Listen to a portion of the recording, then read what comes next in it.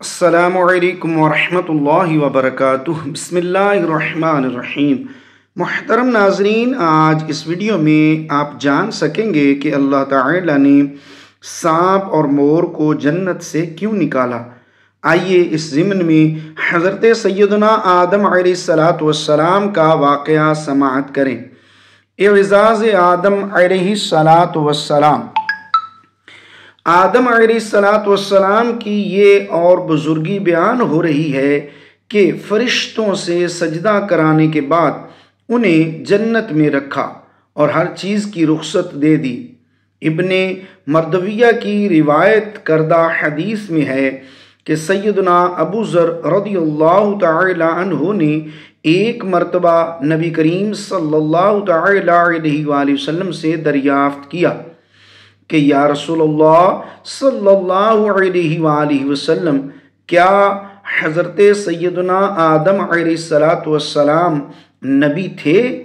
آپ صلی اللہ تعالی علیہ وآلہ وسلم نے فرمایا، ہاں، نبی بھی رسول بھی، بلکہ اللہ تعالی نے ان سے آمنے سامنے بات چیت کی اور انہیں فرمایا کہ تم اور تمہاری بیوی جنت میں رہو۔ صحیح ابن حبان صفحہ نمبر 361۔ یہ حدیث صحیح ہے۔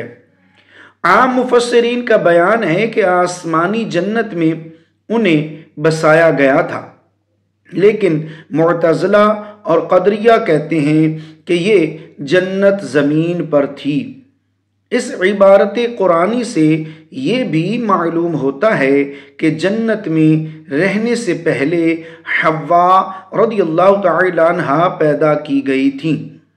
محمد بن اسحاق رحمہ اللہ فرماتے ہیں کہ اہل کتاب وغیرہ کے علماء سے بروایت سیدنا ابن عباس رضی اللہ تعالی عنہما مروی ہے کہ ابلیس کے مردود قرار دینے کے بعد آدم علیہ السلام کے علم کو ظاہر کر کے پھر ان پر اونگ کی فوقیت طاری کر دی گئی اور ان کی بائیں پسلی سے حوا رضی اللہ تعالی عنہا کو پیدا کیا۔ جب آنکھ کھول کر حضرت آدم علیہ السلام نے انہیں دیکھا تو اپنے خون اور گوشت کی وجہ سے ان میں انس و محبت ان کے دل میں پیدا ہوئی۔ پھر پروردگار نے انہیں ان کے نکاح میں دیا اور جنت میں رہائش کا حکم عطا فرمایا۔ تفسیر ابن جریر الطبری جلد نمبر 1 صفحہ 514۔ بعض مفسرین کہتے ہیں کہ حضرت سیدنا آدم علیہ السلام کے جنت میں داخل ہو جانے کے بعد حوا رضی اللہ تعالی عنہا پیدا کی گئیں۔ حضرت سیدنا ابن عباس اور حضرت سیدنا ابن مسعود وغیرہ صحابہ رضی اللہ تعالی عنہم سے مروی ہے کہ ابلیس کو جنت سے نکالنے کے بعد آدم علیہ السلام کو جنت میں جگہ دی گئی، لیکن تنہا تھے، اس وجہ سے ان کی نیند میں حوا رضی اللہ تعالی عنہا کو ان کی پسلی سے پیدا کیا گیا۔ جاگے، انہیں دیکھا تو پوچھا، تم کون ہو اور کیوں پیدا کی گئی ہو؟ حوا علیہ السلام نے فرمایا، میں ایک عورت ہوں اور آپ علیہ السلام کے ساتھ رہنے اور تسکین کا سبب بننے کے لیے پیدا کی گئی ہوں۔ تو فوراً فرشتوں نے پوچھا، فرمائیے ان کا نام کیا ہے؟ آدم علیہ السلام نے کہا، حوا رضی اللہ تعالی عنہا۔ انہوں نے کہا، اس نام کی وجہ تسمیہ کیا ہے؟ فرمایا، اس لیے کہ یہ ایک زندہ سے پیدا کی گئی ہے۔ اسی وقت اللہ تعالی کی آواز آئی، اے آدم، اب تم اور تمہاری بیوی جنت میں بآرام و اطمینان رہو اور جو چاہو کھاؤ، لیکن ایک خاص درخت سے روکنا دراصل امتحان تھا۔ بعض کہتے ہیں یہ انگور کی بیل تھی، کوئی کہتا ہے گیہوں کا درخت تھا، کسی نے سنبلہ کہا، کسی نے کھجور، کسی نے انجیر کہا ہے۔ کسی نے کہا ہے اس درخت کے کھانے سے انسانی حاجت ہوتی تھی جو جنت کے لائق نہیں۔ کسی نے کہا ہے اس درخت کا پھل کھا کر فرشتے ہمیشہ کی زندگی پا گئے ہیں۔ امام ابن جریر رحمہ اللہ فرماتے ہیں کوئی ایک درخت تھا جس سے اللہ نے روک دیا۔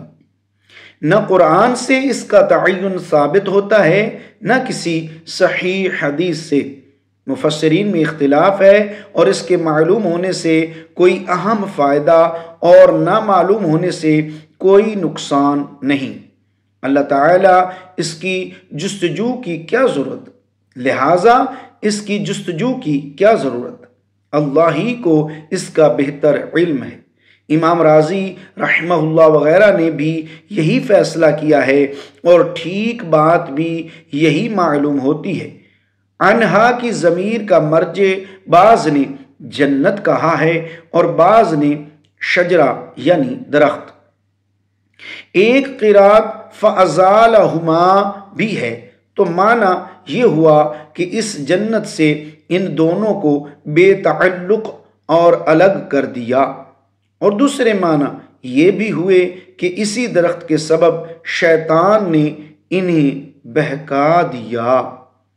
سفر ارضی کا آغاز یعنی زمین پر سفر کرنے کا آغاز لفظ عن سبب کے معنی میں بھی آیا ہے۔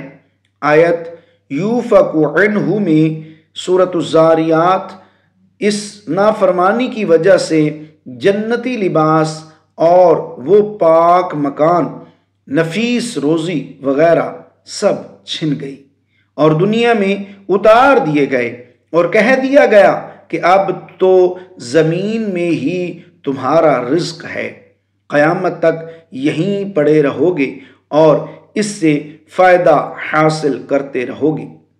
سانپ اور مور اور ابلیس کا قصہ، یعنی ابلیس کس طرح جنت میں پہنچا، کس طرح وسوسہ ڈالا وغیرہ کے بارے میں لمبے چوڑے قصے مفسرین نے لکھے ہیں، لیکن وہ سب بنی اسرائیل کے ہاں کا خزانہ ہوں گے، کیونکہ اس واقعے کا بیان وہاں کسی قدر تفصیل کے ساتھ ہے۔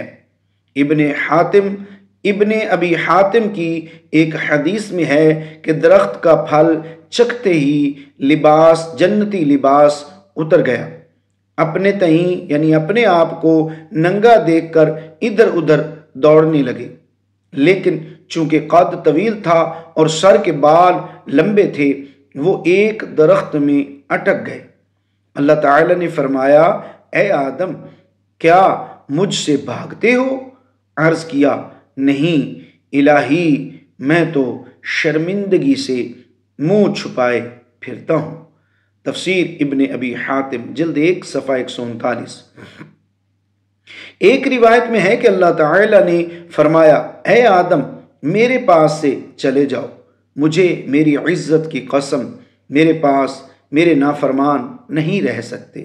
اگر اتنی مخلوق تم میں پیدا کروں کہ زمین بھر جائے اور پھر وہ میری نافرمانی کرے تو یقیناً میں اسے بھی نافرمانوں کے گھر میں پہنچا دوں۔ یہ روایت غریب ہے اور ساتھ ہی اس میں انقطاع بلکہ اعدال بھی ہے۔ حضرت سیدنا ابن عباس رضی اللہ تعالی عنہما سے مروی ہے کہ حضرت سیدنا آدم علیہ السلام نماز عصر کے بعد سے لے کر سورج کے غروب ہونے تک کی 1 ساعت ہی جنت میں رہے۔ مستدرک حاکم جلد نمبر 2 صفحہ نمبر 542، یہ حدیث حسن ہے۔ حضرت حسن رحمہ اللہ فرماتے ہیں یہ 1 ساعت 130 سال کی تھی۔ ربیع ابن انس رحمہ اللہ فرماتے ہیں کہ 9ویں یا 10ویں ساعت میں آدم کا اخراج ہوا۔ ان کے ساتھ جنت کی ایک شاخ تھی اور جنت کے درخت کا ایک تاج سر پر تھا۔ صدی رحمہ اللہ کا قول ہے کہ آدم ہند میں اترے، آپ علیہ السلام کے ساتھ حجر اسود تھا اور جنتی درخت کے پتے جو ہند میں پھیلا دیے اور اس سے خوشبودار درخت پیدا ہوئے۔ سیدنا ابن عباس رضی اللہ تعالی عنہما فرماتے ہیں ہند کے شہر دھنا میں اترے تھے۔ مستدرک حاکم جلد 2 صفحہ نمبر 542۔ یہ حدیث ضعیف ہے۔ ایک روایت میں ہے کہ مکہ اور طائف کے درمیان اترے تھے۔ تفسیر ابن ابی حاتم جلد 1 صفحہ نمبر 131۔ حضرت امام حسن بصری رحمۃ اللہ تعالی علیہ فرماتے ہیں حضرت آدم علیہ السلام ہند میں اور مائی حوا رضی اللہ تعالی عنہا جدہ میں اور ابلیس بصرہ سے چند میل کے فاصلے پر دست میسا میں پھینکا گیا اور سانپ اصفہان میں۔ تفسیر ابن ابی حاتم حضرت سیدنا ابن عمر رضی اللہ تعالی عنہما کا قول ہے کہ آدم علیہ السلام صفا پر اور حوا مروہ پر اترتے وقت دونوں ہاتھ گھٹنوں پر تھے اور سر جھکا ہوا تھا، اور ابلیس انگلیوں میں انگلیاں ڈالے آسمان کی طرف نظریں جمائے اترا۔ سیدنا ابو موسیٰ رضی اللہ تعالی عنہما فرماتے ہیں کہ اللہ تعالی نے انہیں تمام صفتیں سکھا دی اور پھلوں کا توشہ دیا۔ مستدرک حاکم جلد 2 صفحہ نمبر 543۔ یہ حدیث موقوف ہے۔ ایک حدیث میں ہے کہ تمام دنوں میں بہتر دن جمعہ کا دن ہے، اسی میں آدم علیہ السلام پیدا کیے گئے، اسی میں جنت میں داخل کیے گئے اور اسی دن نکالے گئے۔ ملاحظہ ہو صحیح مسلم اور نسائی۔ صحیح مسلم حدیث نمبر 854۔ یہ حدیث صحیح ہے۔ ناظرین چینل کو سبسکرائب ضرور کیجیے اور بیل آئیکن لازمی دبائیے۔ امام رازی رحمہ اللہ فرماتے ہیں اس آیت میں اللہ تعالیٰ کی ناراضی کی وجوہات مضمر ہے۔ اول تو یہ سوچنا چاہیے کہ ذرہ سی لغزش پر آدم علیہ السلام کو کس قدر سزا ہوئی۔ کسی شاعر نے کیا خوب کہا ہے کہ تم گناہوں پر گناہ کیے جاتے ہو اور جنت کے طالب ہو، کیا تم بھول گئے کہ تمہارے باپ آدم علیہ السلام کو محض ایک ہلکے سے گناہ پر جنت سے نکال دیا گیا؟ ہم تو یہاں دشمن کی قید میں ہیں، دیکھیے کب صحت و سلامتی کے ساتھ اپنے وطن پہنچے۔ فتح موصلی کہتے ہیں کہ ہم جنتی تھے، ابلیس کے بہکانے میں آ کر دنیا کی قید میں پھنسے، اب سوائے غم و رنج کے یہاں کیا رکھا ہے؟ یہ قید و بند اسی وقت ٹوٹے گی جب ہم وہیں پہنچ جائیں جہاں سے نکالے گئے ہیں۔ اگر کوئی معترض اعتراض کرے کہ جب حضرت آدم علیہ السلام آسمانی جنت میں تھے اور ابلیس راندہ درگاہ ہو چکا تھا تو پھر وہ وہاں کیسے پہنچا؟ تو اس کا ایک جواب تو یہ ہے کہ وہ جنت زمین میں تھی، لیکن اس کے علاوہ اور بھی بہت سے جواب ہیں کہ بطور اکرام کے اس کا داخل ہونا منع تھا، نہ کہ بطور اہانت اور چوری کے۔ چنانچہ تورات میں ہے کہ سانپ کے منہ میں بیٹھ کر جنت میں گیا، اور یہ بھی جواب ہے کہ وہ جنت میں نہیں گیا تھا بلکہ باہر ہی سے اس نے وسوسہ ان کے دل میں ڈالا تھا، اور بعض نے کہا کہ زمین سے ہی وسوسہ ان کے دل میں ڈالا۔ بعض کہتے ہیں کہ پہلے شیطان نے مور سے کہا کہ مجھے جنت میں اپنے پروں پر بٹھا کر لے چلو، مور نے انکار کر دیا۔ اس کے بعد سانپ سے کہا، سانپ نے اپنے منہ میں رکھ کر اس کو جنت کے اندر داخل کیا تو اس نے یہ وسوسہ ڈالا۔ قرطبی رحمہ اللہ نے یہاں پر سانپوں کے بارے میں اور ان کے مار ڈالنے کے حکم سے متعلق حدیثیں بھی تحریر کی ہیں جو بہت مفید اور باموقع ہیں۔ محترم ناظرین، مزید اچھی اسلامک ویڈیوز دیکھنے کے لیے اپنے یوٹیوب چینل قاری الیاس اطاری آفیشیل کو سبسکرائب ضرور کیجئے، بیل آئیکن لازمی دبائیے تاکہ بر وقت آپ کو ویڈیوز موصول ہو سکیں، اور لائک اور کمنٹ میں اظہار خیال کیجئے۔ جزاک اللہ خیر۔